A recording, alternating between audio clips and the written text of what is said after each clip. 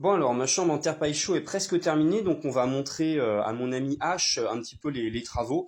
Donc je t'invite à rentrer dans la pièce et tu vas me dire ce que t'en penses, puisque toi t'as pas encore vu l'évolution jusque-là. Donc je te laisse poser les questions, ce qui t'interpelle sur ce que tu peux voir. Pourquoi il y a deux fenêtres? Alors deux fenêtres, tout simplement. Ah oui, alors la poignée là, elle déconne un peu.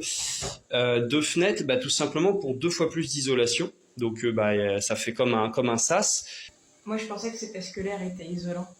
Ah oui, c'est vrai, t'as raison, l'air est isolant aussi, bien sûr.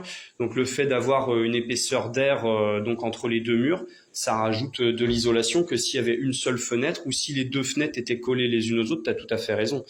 Bon après, si tu vois, j'ai des petits problèmes de fermeture, donc je suis obligé de pousser la fenêtre un peu vers le haut. Ça, c'est un peu chiant. C'est parce que quand j'ai fixé mon cadre, il y a dû avoir une légère torsion. Et il y a quoi dans ton plafond? Alors dans mon plafond, j'ai mis de la terre paille chaude tout simplement. Donc ça c'est du parquet que j'ai récupéré dans les déchetteries.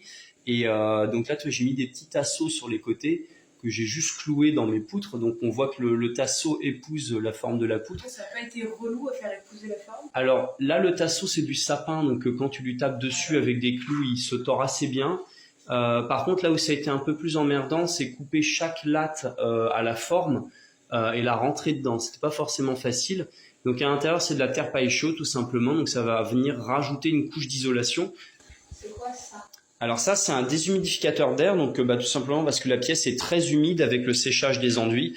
Il y a beaucoup de chaud dans la pièce, donc forcément ça évacue l'eau, mais il faut bien que l'eau elle aille quelque part, donc lui il le récupère pour éviter d'avoir des problèmes de champignons comme j'ai eu l'année dernière.